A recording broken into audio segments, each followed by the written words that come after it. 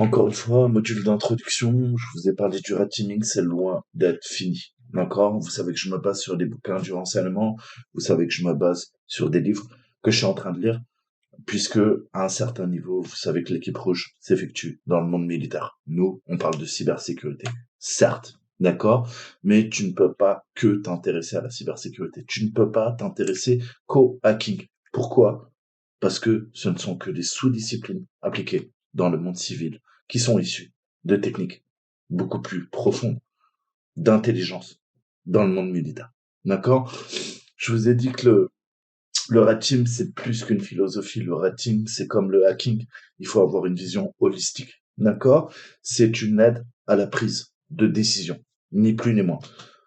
L'esprit red team, c'est penser en termes d'ennemis, penser en termes d'attaque, de défense, préparation du plan, d'accord? Et comment acquérir du renseignement sur les menaces, d'accord? Donc ça, ok, ça c'est dans le monde militaire, certes, d'accord? Je développerai. Hein, il y a tellement à dire et je ne suis que tout seul. Enfin, on est 10 dans ma tête, mais je suis tout seul dans la vraie vie. Il va falloir que je développe. Ok, je vais faire maintes et maintes vidéos. Aujourd'hui, c'était vous introduire au concept qu'on appelle le TI, qu'on appelle Threat Intelligence, l'intelligence de menace. Quand on parle d'intelligence, on parle d'intelligence, certes, au sens premier, intelligence technique de renseignement, d'accord? Et on parle de cyber threat intelligence, aka CTI, donc CTI, cyber threat intelligence, intelligence de cybermenace. D'accord?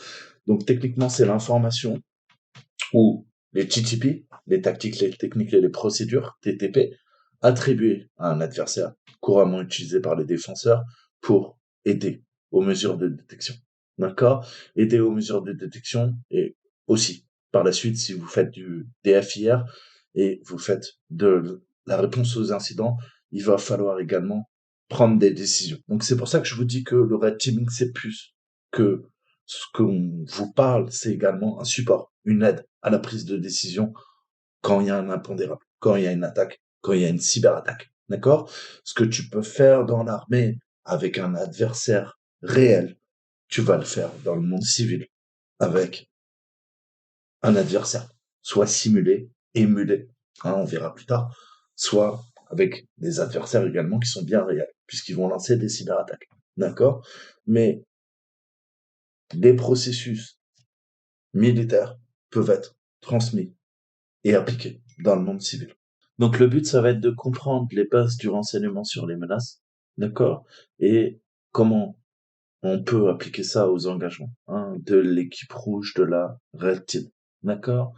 Donc renseignement sur les menaces, hein, je parlais de Threat Intel, comme Threat Intelligence de TI ou de CTI, d'accord?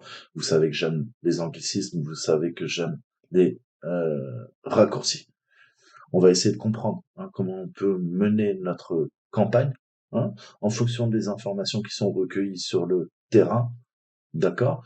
Donc, dans le monde réel, IRL, d'accord? Puisque vous pouvez faire du renseignement sur du physique et vous pouvez également faire du renseignement dans le cybermonde, dans le cyberespace et utiliser des quadriciels, d'accord? Pour comprendre les concepts et tirer parti des renseignements sur les menaces qu'on aura détectées ou qu'on est en train d'émuler, qu'on est en train de simuler ou sur lesquelles on est en train de se renseigner. Alors, je vais introduire déjà le principe de cyberintelligence, de threat intel. Le but du CP, maintenant que je vous ai dit ce que c'était, c'est d'être utilisé, hein. C'est comme une base de données. Une base de données, c'est fait pour être consommé, entre guillemets. D'accord? L'information. Vous savez, si vous connaissez un peu ma chaîne, je vous dis toujours savoir c'est pouvoir. D'accord? Savoir c'est pouvoir. Si la connaissance est un réel pouvoir, alors j'ai besoin d'organiser l'information.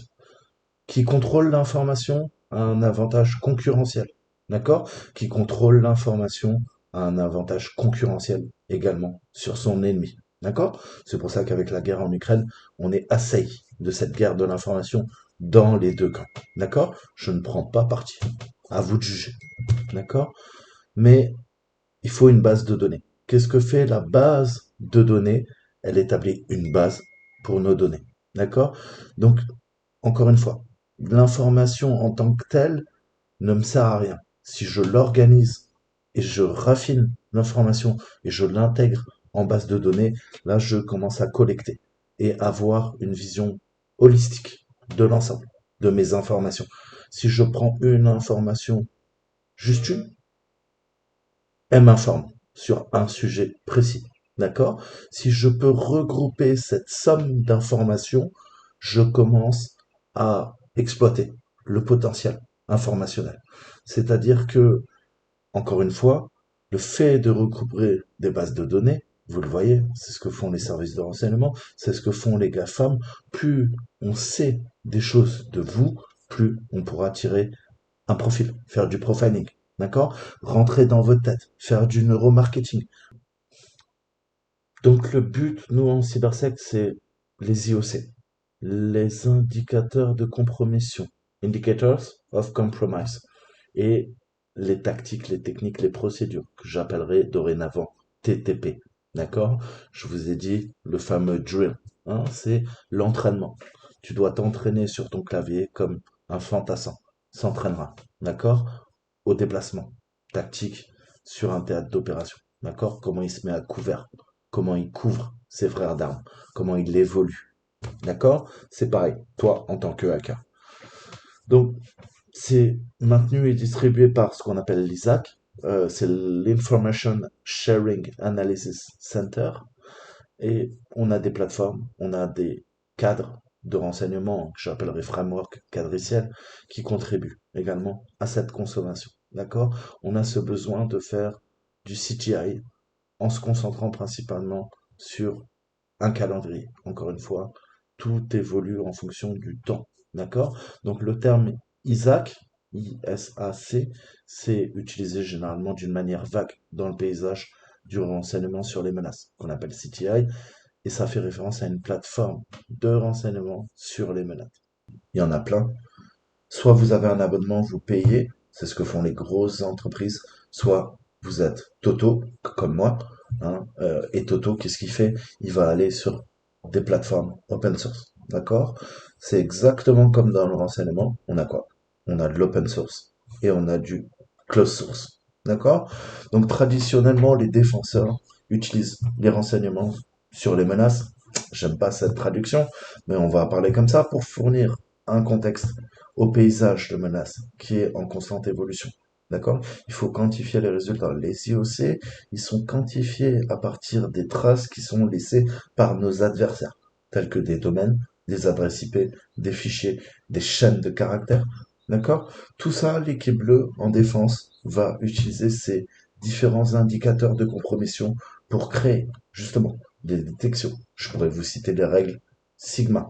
Je pourrais vous citer les règles YARA. YARA. D'accord? Le but, c'est d'analyser l'heuristique.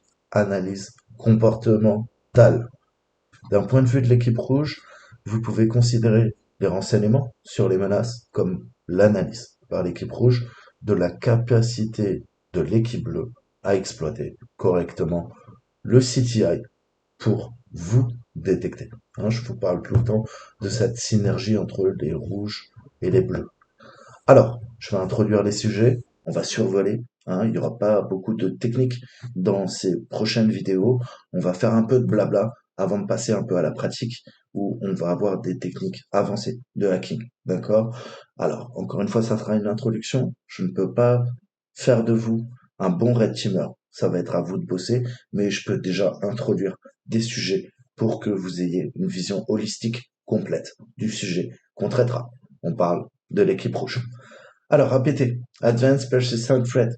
MPA en français. Menace persistante avancée. Donc, c'est la façon de tirer parti des tactiques, des techniques et des procédures qui sont, encore une fois, documentées. Tu dois les apprendre et tu dois t'inspirer des autres. Je vous répète tout le temps, avant toi, d'autres se sont cassés les dents sur ces problématiques. Ils ont fait évoluer les techniques de hacking. Tu dois apprendre ces techniques de hacking. D'accord? Et ça, il n'y a que toi qui peux le faire. Donc, encore une fois, c'est un travail de renseignement. On va s'intéresser aux menaces et on va voir pourquoi c'est important pour nous, équipe rouge. Alors, comment on peut l'appliquer? Comme je vous disais, là, on n'est pas les bleus. Les bleus, comment ils font du flat intel? Pour se protéger des rouges, d'accord? Des attaquants. Nous, on est rouge. Donc, encore une fois, on va s'intéresser aux bleus. Comment on peut tromper la partie défensive, d'accord? La berner, abuser d'elle, d'accord? Voler sous les radars. Mais déjà, je vous ai dit, le red teaming, c'est un état d'esprit. Je vous ai dit, le red teaming, c'est la préparation intellectuelle des schémas de pensée à la prise de décision. Alors, on va parler de tout ça. L'équipe rouge, elle doit tirer du CDI, hein, donc je développerai pas maintenant, vous savez de quoi je parle, pour faciliter l'émulation de l'adversaire. C'est ce qu'on appelle de l'adversary emulation, pour soutenir les preuves des comportements d'un adversaire. Donc le but, pourquoi on émule la menace, pourquoi on émule l'adversaire, tout simplement pour reproduire les comportements de l'adversaire. D'accord? Je vous dis toujours rentrer dans la tête de votre adversaire. C'est pas votre adversaire. D'accord?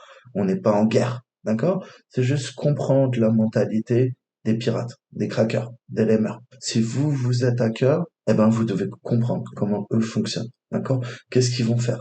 Quel vecteur d'attaque ils pourront utiliser une fois qu'ils auront analysé la surface d'attaque. Donc, l'utilisation du CTI, la collecte des TTP, l'équipe rouge utilise souvent des plateformes et des cadres de renseignement sur les menaces. Je vous ai déjà parlé de Myrtre Attack. Vous avez également Myrtre Defend. Hein, je vous mettrai les liens. On a Tiber et on a OSTMap. D'accord? Il y en a d'autres, mais je parlerai de ceux-là aujourd'hui. Alors, les cybercadriciels recueillent les tactiques, les techniques, les procédures, les classes en fonction de diverses caractéristiques telles que le groupe de menaces, la phase de la chaîne de destruction, hein, la cyberkill chain, les tactiques et les objectifs et les buts. D'accord? Une fois qu'un adversaire est ciblé, l'objectif c'est d'identifier toutes les TTP qui sont classées sur cet adversaire choisi, mappé à une chaîne de cyberdestruction connue. Je vous ai dit dans maintes et maintes vidéos, catégorisation de la menace et hiérarchisation de la menace. D'accord? Ça, c'est des choses qu'on fait dans le monde militaire. Nous, ce qui nous intéresse, en fait, c'est de mieux comprendre. Encore une fois, je vous ai dit, en hacker, si vous êtes Black Hat, si vous faites tout le temps la même chose, si vous utilisez tout le temps les techniques que vous êtes à l'aise avec, eh ben, ça va être des marqueurs, ça va être des patterns, hein, des motifs récurrents. Vous allez tout le temps utiliser les mêmes techniques.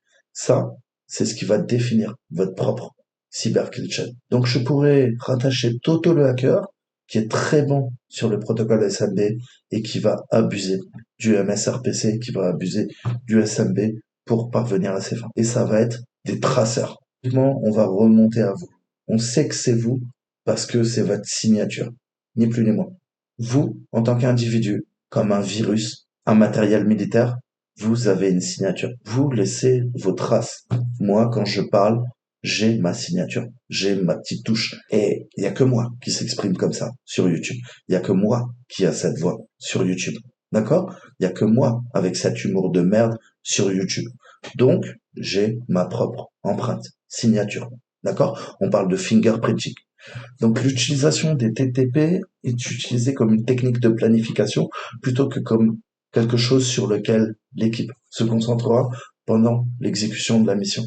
Selon les tailles de l'équipe, une équipe CDI ou un opérateur du renseignement qui s'intéresse aux menaces peut être employé pour rassembler l'ensemble des TTP qui sont attribués à l'équipe rouge, d'accord, ou à une menace. Au cours de l'exécution d'un engagement, l'équipe rouge utilisera les renseignements sur les menaces pour essayer de créer des outils, modifier le trafic, le comportement et imiter l'adversaire ciblé. C'est notre boulot, d'accord? Vous émulez, vous simulez la menace. Donc on développera tout ça, vous inquiétez pas, c'est juste une introduction. Quand vous débutez, vous ne savez pas ce que c'est l'équipe rouge. Vous savez ce que c'est un testeur d'intrusion. On vous en parle tous les jours. Mais moi, je suis là pour vous expliquer à un autre niveau encore, d'accord? Puisque pour faire ton travail, comme disait un prof à moi, tu dois toujours avoir un niveau de connaissance supérieur qui te permettra d'effectuer ton travail au quotidien. D'accord? Tu veux devenir testeur d'intrusion? Je te montre un niveau au-dessus, ce que font les grands. D'accord? C'est pas que t'es petit. C'est juste que après il y a d'autres techniques. D'accord? Tu es dans le monde civil, mais il se passe des choses dans le monde militaire. Et les techniques que tu utilises toi dans le monde civil, elles sont issues du monde militaire. L'équipe rouge utilise des renseignements sur les menaces pour analyser et imiter les comportements des adversaires par le biais des TTP et des IOC qui sont collectés. D'accord? On analyse, on regarde comment la personne fonctionne, qui est cette personne. Je veux tout connaître de cette personne. D'accord? Je te fais une métaphore. Remplace personne par groupe de hackers. Remplace personne par menace, cybermenace. D'accord? Et tu laisses des artefacts. Ces artefacts, tu as des patterns. D'accord? Je vais te profiler et je vais en apprendre plus sur toi. Je vais te laisser faire tes petites bêtises et plus tu feras de petites bêtises, plus je vais collecter du renseignement sur toi jusqu'au jour où je pourrai même anticiper ce que tu vas faire. D'accord? Parce que toi, tu es toujours dans tes mêmes schémas de pensée. Moi, j'évolue. J'apprends à te connaître. J'évolue constamment. En fait, ta prise de décision et la mienne, je la mets en adéquation. D'accord? J'essaye d'anticiper tout ce que tu fais pour moi mieux anticiper mes propres actions. C'est le principe de l'intelligence. Alors, on va parler un peu de cyber. Tibérus. Non, ça n'a rien à voir avec Rome. Et Rome ne s'est pas faite en un jour, d'ailleurs. C'est le Threat Intelligence Based Ethical Red Teaming. Alors, comment on pourrait le traduire?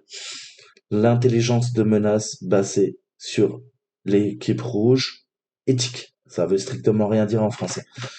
Vous avez compris que, voilà, je vous ai dit, être un red teamer, c'est un très haut niveau en hacking. Donc c'est un cadre développé par la Banque centrale européenne qui est centré sur l'utilisation des renseignements sur les menaces. D'accord? Alors la BCE, hein, puisque de par son activité, est une cible, un mais de choix. Donc on a des livres blancs, hein, qu'on a, si vous connaissez un peu le monde de l'armée, je crois que dans l'armée, il y a des livres blancs, même dans le renseignement. On fait des livres blancs. Grosso modo, c'est des conseils, des directives qu'il faudrait appliquer. Ensuite, on livre ça, hein. Typiquement, on a des livres blancs de l'armée, du renseignement, qui sont livrés aux les décideurs politiques, notre président. Je vais vous donner l'exemple de la France, là, on peut en parler.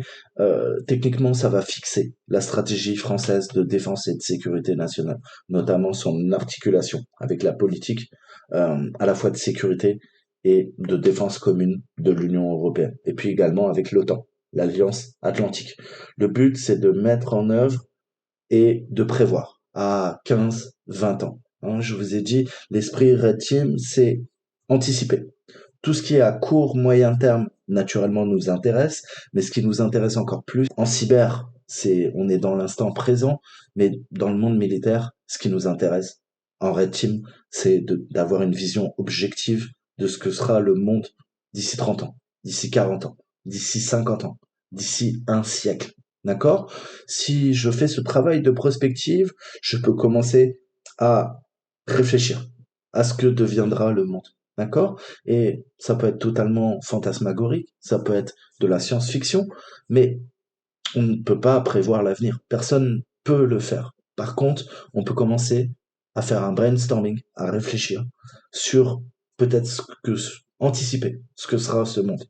Et c'est tout l'art de la prospective, c'est d'essayer d'imaginer peut-être parfois euh, des choses qui n'existent pas ou qui paraissent complètement folles, mais avec les progrès de la technique, de la technologie, c'est peut-être des projets qui pourront aboutir. D'accord? Donc c'est à la fois du concret et c'est à la fois aussi de la science-fiction, ni plus ni moins. D'accord? Vous savez que les pères de la science-fiction ont toujours fasciné d'ailleurs le monde militaire. D'accord? Puisqu'on a pensé, je peux vous citer, je vous parle tout le temps d'un auteur qui m'est cher, c'est Arthur C. Clarke. Arthur C. Clarke avait anticipé les, les bidules qu'on allait mettre dans l'espace. On dit toujours l'inventeur des satellites, bien avant qu'il y ait la course dans l'espace, qu'on mette en place des satellites. Il avait réfléchi déjà à tout ça. Donc ça, c'est des gens, la science-fiction, c'est ni plus ni moins que mettre en place cet esprit d'équipe rouge. D'accord? C'est un axe pour améliorer ses travaux. D'accord? Donc, on fait ça. On a des livres blancs et le but, c'est de livrer ça au président de la République. D'accord? On a des travaux qui sont faits par une commission et on a une démarche. Hein, c'est vraiment ça. On, il faut avoir un plan d'action et une démarche et tout ça, ensuite, ça permet de prendre des décisions. C'est pour ça qu'on parle d'une aide à la prise de décision. D'accord? En temps et en heure, prendre les bonnes décisions, c'est, c'est ce qui fera votre efficacité en tant qu'État-nation.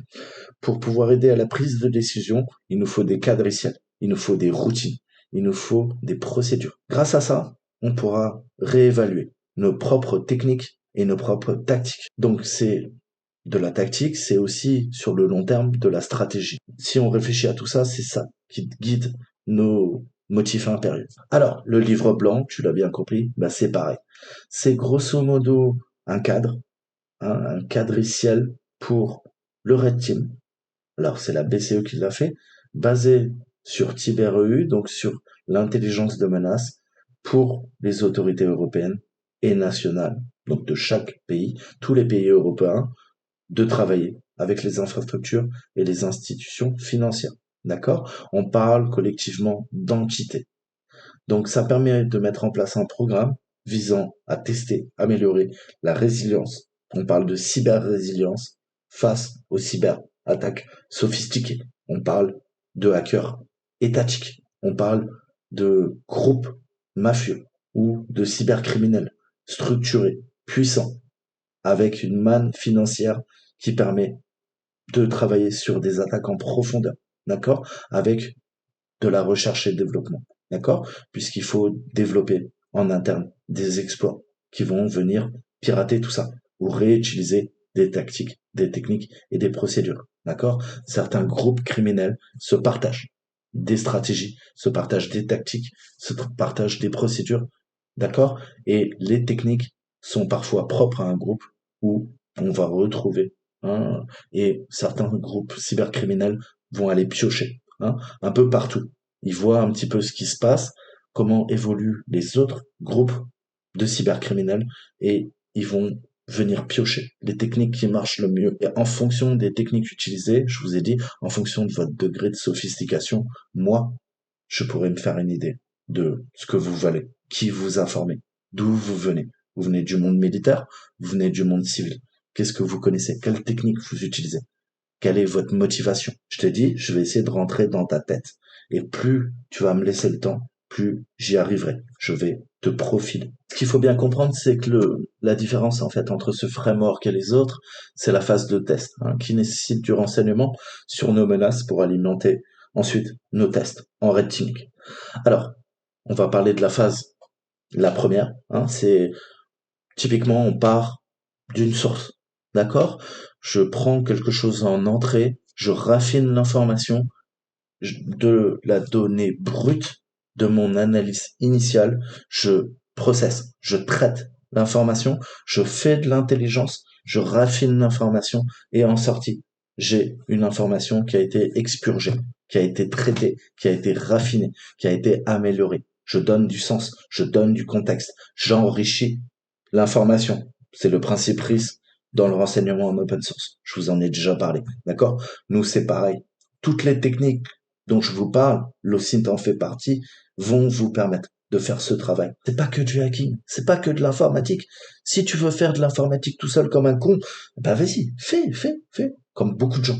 Tu n'as pas compris que c'est une vision holistique. Tu peux pas faire du hacking si tu t'intéresses pas au monde du renseignement, aux techniques militaires, d'accord? À toutes les techniques qui sont issues du monde militaire et qui ont été intégrées dans le monde civil. Je te le dis. Si tu t'intéresses pas à la géopolitique, à la géostratégie, et ça te fait chier, mais t'as pas compris que pour avoir the big picture, la vision holistique d'ensemble, tu dois t'intéresser à tous ces sujets.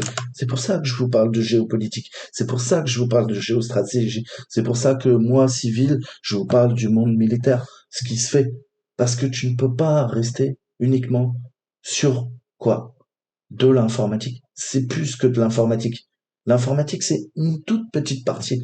Alors oui, on fait du hacking, mais c'est bien plus vaste. D'accord? Si tu as cette vision globale, tu seras bon. Si tu te focalises uniquement sur quoi? Quoi? Tu crois qu'être un hacker, c'est lire le code, savoir coder des exploits? Mais t'as rien compris, en fait. T'as rien compris. Alors, ok, je te le répète, ce n'est pas ça. C'est beaucoup plus compliqué. Et c'est pour ça que ça prend du temps. Et c'est pour ça que tu ne deviendras pas un hacker en quoi? Quelques semaines, quelques mois. Ça, c'est des conneries. Tous les gens qui disent ça, c'est des faux. D'accord? Et sur YouTube, il y a plein de gens qui vous racontent n'importe quoi. À vous de décider. C'est moi qui raconte des conneries ou c'est les autres? Vous voyez, moi j'ai ma propre idée. Donc on va parler de la préparation. Hein. On a l'engagement et le scoping.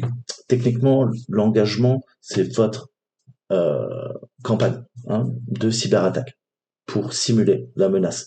Et le scoping, c'est tout simplement le périmètre. Il va falloir définir votre périmètre. On peut pas tout attaquer, on peut pas se renseigner sur tout.